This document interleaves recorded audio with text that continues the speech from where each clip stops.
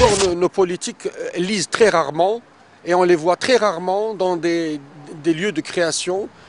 Quand il y a des festivals où il y a peut-être un proche du roi ou quelqu'un à côté duquel il faut s'afficher, peut-être qu'ils vont être présents.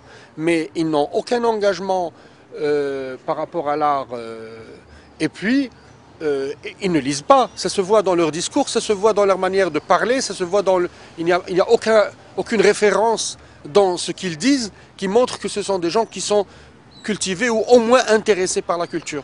Donc, il y a d'abord l'indigence culturelle de nos responsables qui vient s'ajouter au fait qu'il n'y a pas suffisamment de pression de la part de la société et des artistes pour que ces politiques puissent daigner donner un peu plus d'importance à cela. Il faut que les collectivités locales déboursent une part du budget importante pour la culture. Pour le moment, elle est encore modique et pour le moment, elle est encore donnée pour le fonctionnement. Elle n'est pas encore donnée ni à la production, ni à la diffusion, ni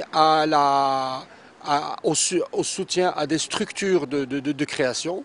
Donc ça c'est une question qu'il faut régler rapidement. Et il faut tout simplement faire confiance à des structures de création professionnelles qui existent et leur donner en délégation tout ce qui est programmation artistique. J'aime beaucoup les festivals, mais je préfère la ritualisation de la culture.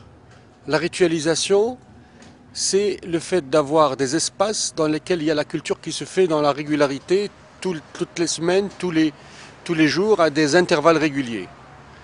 Aujourd'hui, la seule chose qu'on a ritualisée dans notre société, c'est la mosquée et le bar. On n'a pas encore ritualisé les espaces où il y a du théâtre, de la danse, des arts de la scène, même la musique. Donc moi, j'ai une proposition concrète à faire à l'État marocain et même aux collectivités locales. On va diviser par deux le budget du ministère de l'Intérieur. On va enlever tout ce qui est quadrillage du territoire par les muqaddam et les qaïd. Et on va donner ce budget pour la création, la créativité, le débat, sans droit de regard de l'État, parce que la culture et l'art se fait d'abord par la liberté.